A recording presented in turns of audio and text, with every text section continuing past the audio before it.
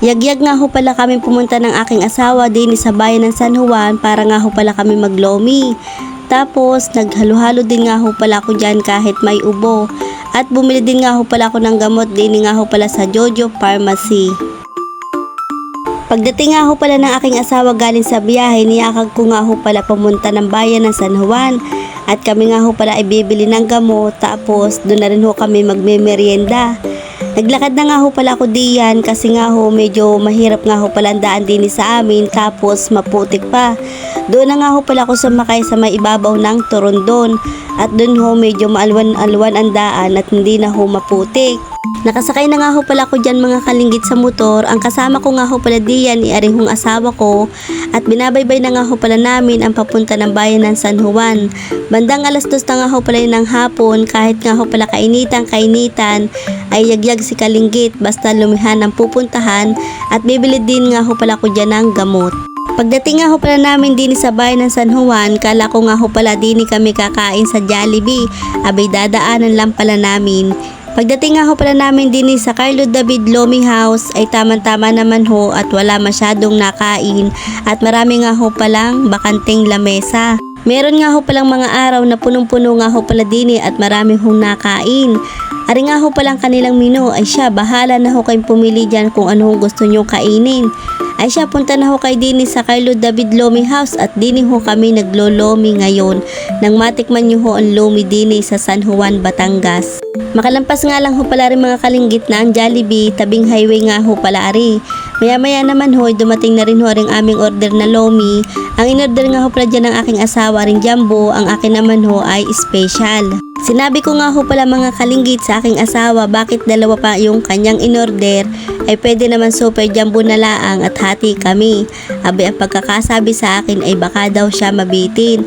Ang sabi ko naman ay hindi ko naman ari mauubos at siya pa rin ang kakain ng aking tira. Ano pa hong iniintay nyo dyan mga kalinggit? Tara, kain ho tayo din ng lomi. Atin na nga ho palang titikman, abay masarap naman ho at marami din naman toppings. Meron si charon, atay, itlog at iba pa. Kahit nga ho pala yan kainitan at tagaktak ang pawis sa pagkain ng lomi, ay wala naman ho yung pinipiling panahon kahit yan ho ay mainit o kaya naman ho ay maulan. Ay masarap naman ho talagang kumain ng lomi. Pagkatapos nga ho pala namin kumain dyan ng lomi dahil busog na si kalinggit, kami nga ho pala ay aalis na. Sinabi ko nga ho pala sa aking asawa na gusto kong magaluhalo kahit nga ho pala ako ay inuubo. Sinabi ko na lang ho sa kanya yan ay gamot sa aking ubo. Dito nga ho pala niya ako dinala sa may Padre Garcia Best Halo-Halo. Dito pa rin ho yan sa bayan ng San Juan. Baka sabihin nyo matakaw ako mga kalinggit ha. Hindi ho ako ang umubos ng aking lomi at nagtira ho talaga ako ng aking pang halo-halo. At dahil nag-cravings nga ho pala ako, sa tuwing naman ho ako magki-cravings ng halo-halo ay kapag inuubo, kainaman na. Ang una ko nga ho palang kinakain din ay yung leche flan at hindi ko nga ho pala hinahalo sa halo-halo. Ako nga lang ho pala ang kumain dyan ng halo-halo at ayaw nga ho pala ng aking asawa at busog pa daw ho siya.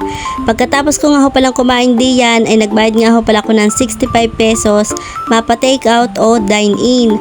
Pagkatapos ko nga ho palang kumain dyan ay kami nga ho pala ay pumunta na din sa may bilihan ng gamot at bibili na nga ho pala ako ng gamot para sa ubo. Dito nga ho pala ako bumibili ng gamot sa Jojo Pharmacy at marami din nga ho palang bumibili din ng gamot. Kaya naman medyo mag-iintay ka ng ilang minuto. Maya-maya naman ay dumating na ho aring aking biniling gamot. Pagka bili ko nga ho pala ay pumunta na ako din sa paradahan ng aming motor. Pagdating ko nga ho pala din sa paradahan ng motor, sabay pa nga ho pala kami ng aking asawa.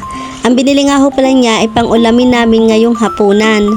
Para ho hindi magtampo yung aking mga anak dahil naglomi nga ho pala kami mag-asawa, ay bumili nga ho pala kami ng burgers dito nga ho pala sa Burgers Angel.